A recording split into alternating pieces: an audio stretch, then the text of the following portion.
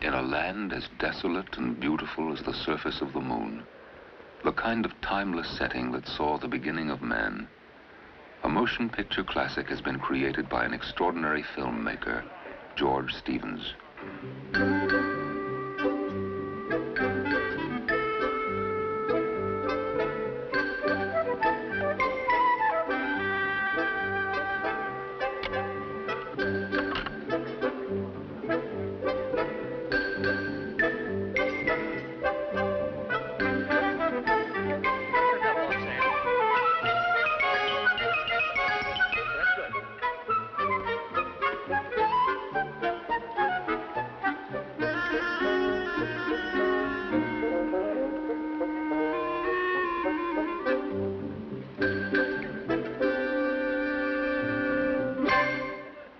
Sitting up on this ladder, watching Stevens direct is an experience. I have seen many films made, but this stands out because the story, the people involved in it, the dramatic touch and the way he brings it out, it's absolutely exciting to be part of it. And these actors standing there on the cold ground become the part they're playing. They're not actors any longer, they're living the parts. George has a terrific sense of composition, and he also has a great ability as far as lighting is concerned. Having been a cameraman himself, he has much more understanding of the camera than any other director, I think, that I've ever worked with. George has the fantastic ability to make an actor believe that he is the creator of the role, whereas in reality, he is actually dropping hints about the character, things he wants to come out in the characterization. He'll make a suggestion, he'll drop it very quietly, and then later, you suddenly find that you have incorporated his suggestion so that you really think that you've done it yourself. All right, camera. All right, action.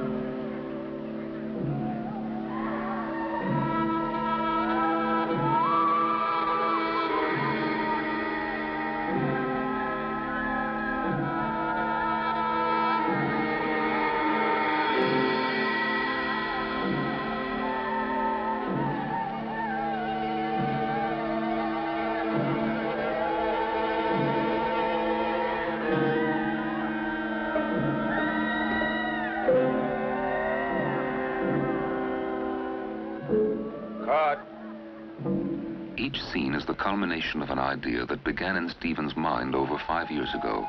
He had read many versions of the life of Jesus and seen most of the films. But to get even closer to the essence of things, Stevens and his associates flew to the Holy Land. Here, standing by the Sea of Galilee, he studies the waters where Simon fished. At the tomb of Lazarus, he tries to picture the reaction of the mourners viewing the resurrected figure.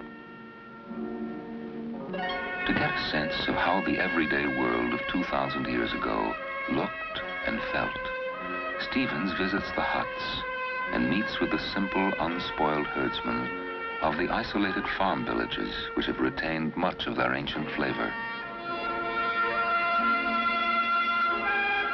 On the shores of the Dead Sea, he visits the ruins of the Essene settlement, and at Baalbek, he contemplates the towering columns that once looked down upon a thriving civilization. To Stevens, each spot is alive with meaning. Because perhaps the young Jesus stood there,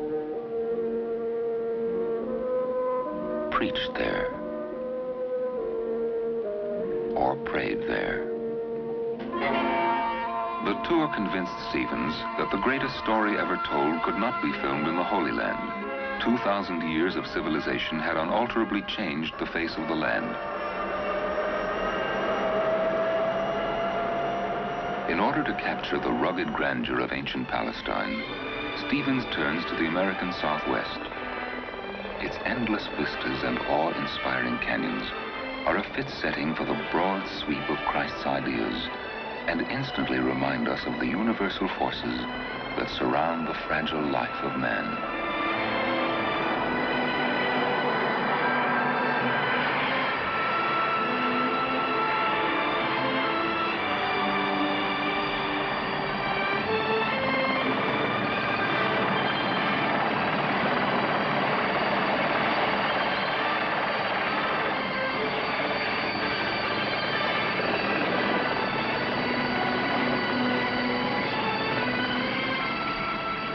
After months of tireless searching, Stevens finds 3 locations that he likes: Moab, Utah, Pyramid Lake, Nevada, and this, the Glen Canyon region of southern Utah.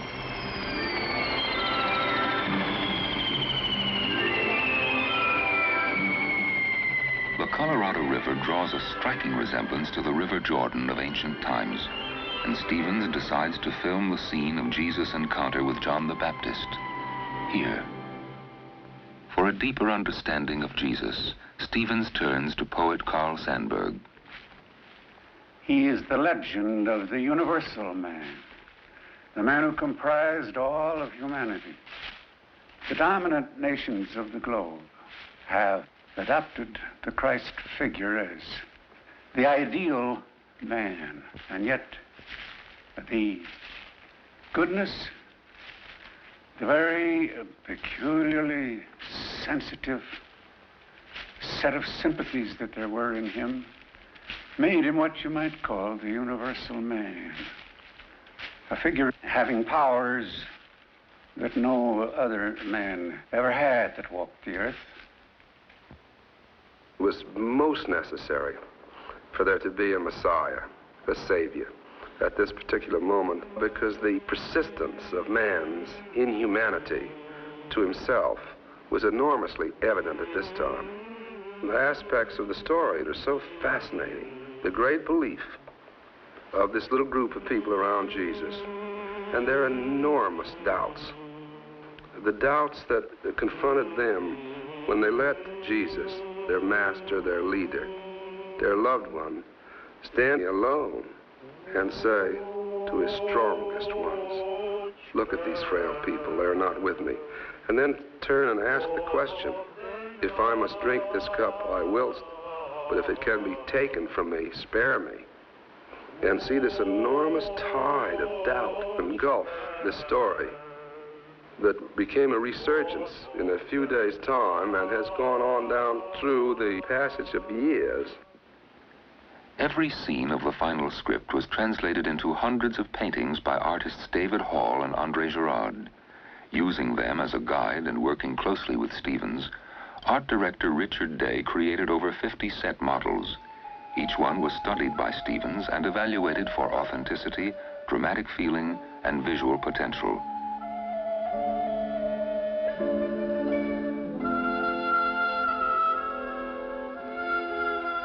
And finally, 15 were approved for construction.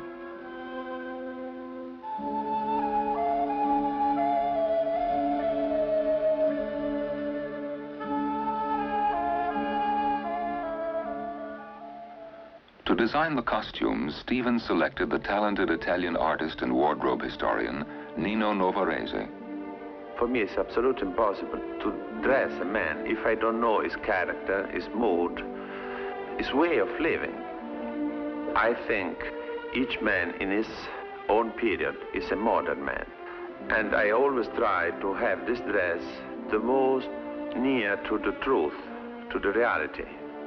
If a man is a viril man, a strong man, and he believes most in the strength that in the spiritual thing, he will choose in the life a different job. Or an old man with a disease like blindness, he will have a sort of resignation in his aspect. It's the same for the women. A young girl, a virgin type of girl, will wear different clothes because she has to express her soul, and they represent a sort of protection. A woman, the life of what is based on a glamour, will show more his body and his beauty, because in the same way, this is her protection. Mr. Stevens' characters are real men, and women, real human beings. And so the costume, they belong to each one of them. It's a small group. While the sets and costumes were being developed, Stevens met with his staff in a continuing series of conferences to discuss the dynamics of each scene. In the other room is the party. I mean, the court people and the dancers and Herodia with the girl. No? And so at the moment, the girl joined the group of the dancers, and she go into the door, and she looks into the curtains, and she sees the king alone in the room. The king will not be urged, will not be put upon, will not be directed to destroy this Baptist man who he's in a contest with. So he walks away from them, does not hear their heedings. As he walks into the dark, cloistered cell where the Baptist is, this music pursues him. It is the one continuity that links this little group of saints. A time comes when the Baptist provokes the king to destroy him, and the king orders his destruction, and the king comes back into the throne room, and he's alone in the dark. And he's thinking, what have I done? The music has grown louder and louder. We feel as an accompaniment to the king's passion when we see the girl is still dancing. And in the room, the dance has grown gayer and higher, and the girl comes in with not enough light. We see her again like a firefly. And as the king is tormented by his own being used to commit taking of a life that it wasn't quite his motive to do himself, now he is stirred by the movement of the girl, the charm, the grace, the delight of the girl dancing around him that can afford him no pleasure. She designs a tightening circle around him until she's closer and closer. And the man doesn't understand the beat of his own heart any longer, or the sound. They can't help him. The rhythm can't help him. It'd be a nice thing.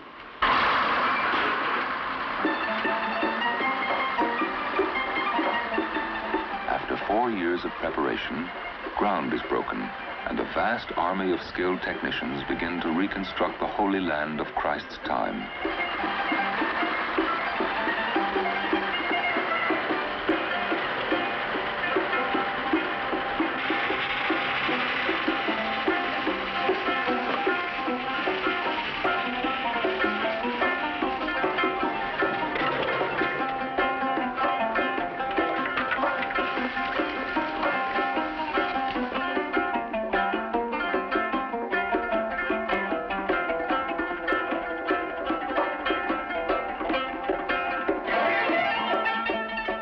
Animals of every type prevalent in biblical Palestine are rounded up and trained for work before the cameras.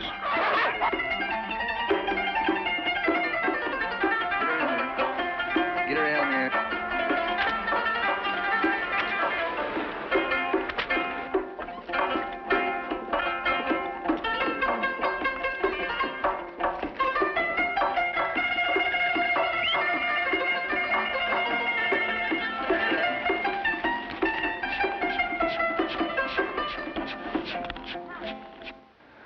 With the sets in readiness, 400 actors and technicians move into the location camp, a modern village of 115 aluminum cottages, complete with dining tent, recreation hall, and clinic, built by Stevens to provide them with every comfort. Every morning at daybreak, anywhere from 50 to 1,000 extras are admitted to the wardrobe tent and fitted out with costumes for the day's shooting.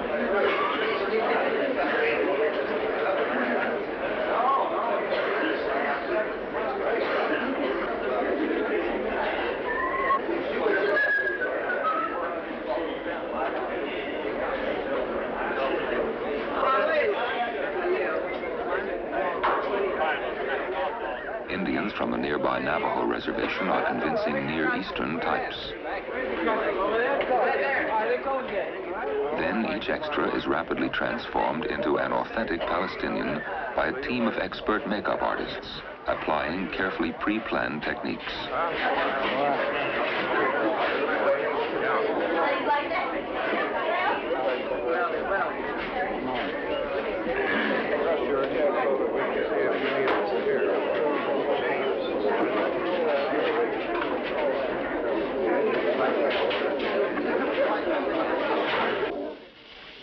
In the less hurried atmosphere of another makeup room, the leading actors, who've been recruited from Broadway, Europe, and Hollywood, are readied for the close scrutiny of the camera. John Considine plays the part of the Apostle John. Joanna Dunham, a young actress of great dramatic power from England's Old Vic, is Mary Magdalene. Using talent and rightness for the part as his only criteria, Stevens has chosen relative unknowns to play along with such celebrated stars as Charlton Heston, Van Heflin, John Wayne, Sidney Poitier, Dorothy Maguire, Ed Wynn, and Roddy McDowell, to mention only a few. For additional atmosphere, Stevens invited the Inballs, Israel's high-spirited ballet troupe, to join his cast.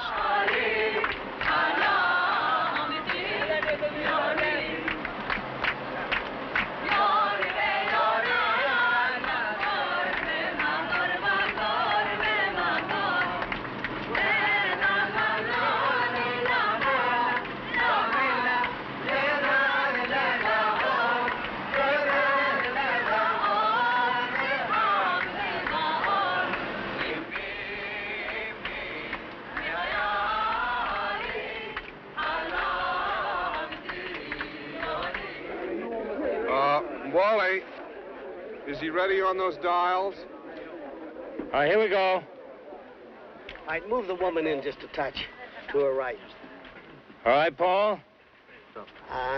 That's awful critical. I'd rather keep it. Well, there'll be something in there, otherwise it's dead. All right, Paul. Here we go. All ready, sir. All right, camera. Right, action.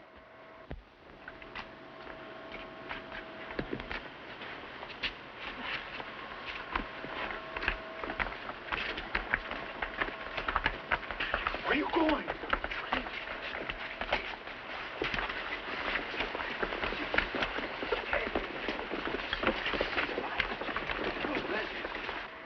Try and get ahead of him a little bit.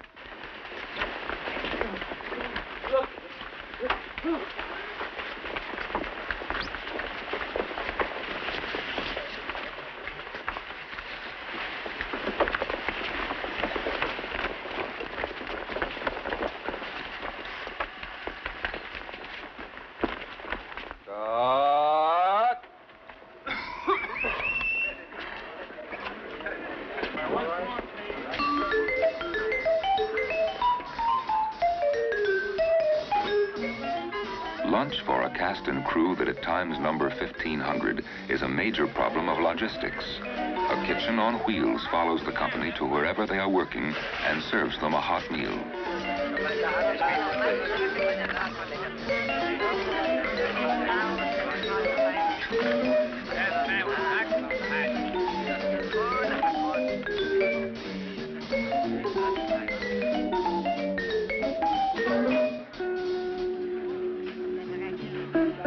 Each in his own way relaxes in the warm desert sun.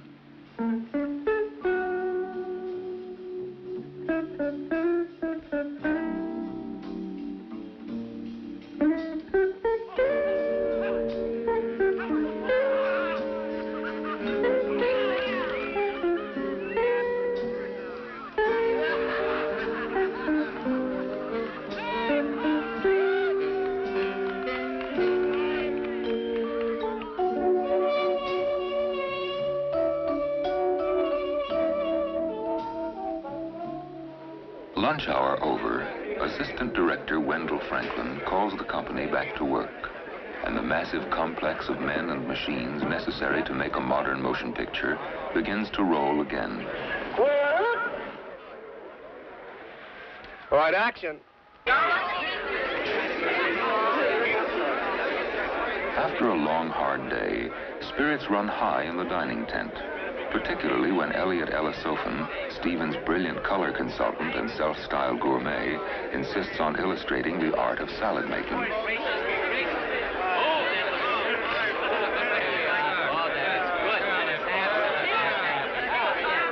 We've got Italian olive oil here, French vinegar.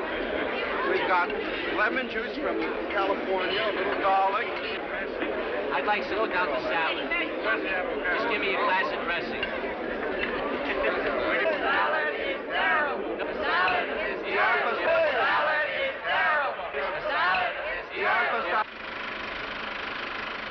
In the projection room, however, work continues.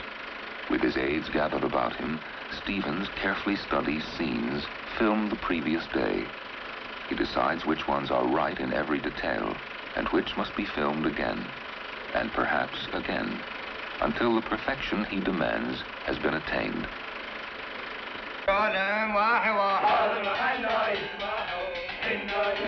In the recreation tent, the in-balls give an impromptu performance to the delight of the company.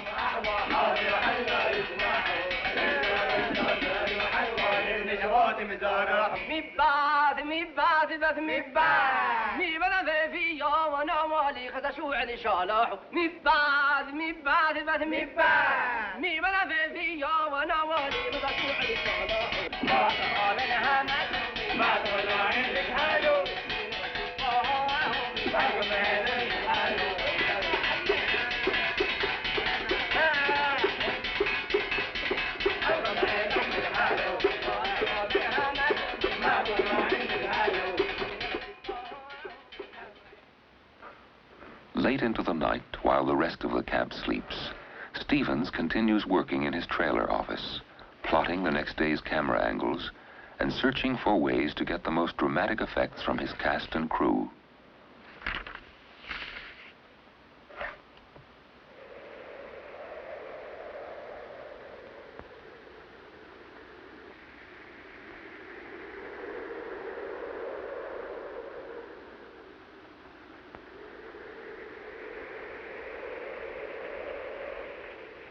Go ahead, fellas, right in the plane. With the location work completed, the company eagerly anticipates its return to the big city. 4 specially chartered super constellations fly them back to Los Angeles, where sets have been prepared at Stevens' Culver City Studios for the filming of interiors.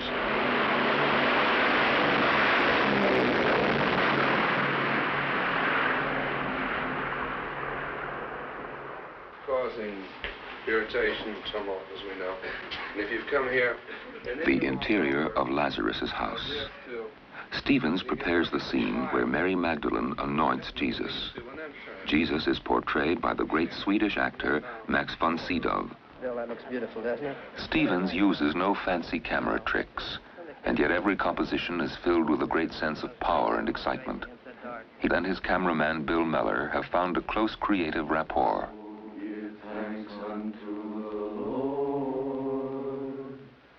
for he is good, for his mercy endureth forever.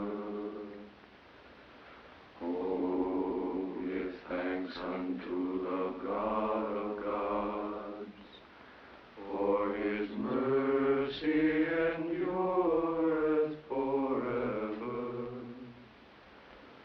Oh, give thanks to the Lord of lords, for his mercy endureth forever.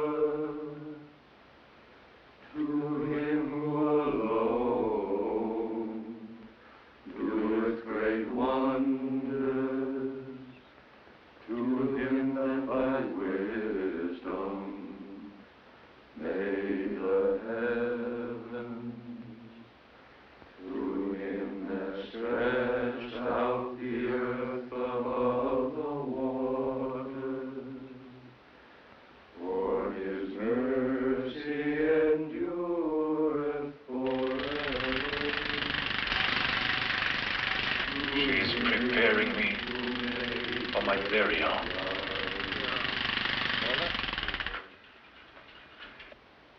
Like to check the other angle in the book? No. Now we have to find something to finish with. Sort of includes everything. The shooting over, Stevens joins film editor Harold Kress for what he considers one of the most important phases in the filmmaking process. From his new editorial point of view, Stevens considers the hundreds of hours of picture and sound recorded in the months of shooting as raw material that must now be shaped into a unified, dramatic whole. He covers each scene so thoroughly that he has the complete freedom to edit it from any point of view. As a result of this tremendous flexibility, all of Stevens' films have a surprising sense of spontaneity and vitality.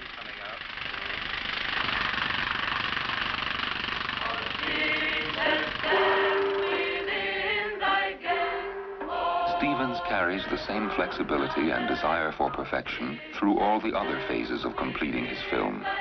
The music scoring, the mixing of the soundtrack, and finally the release prints made by Technicolor.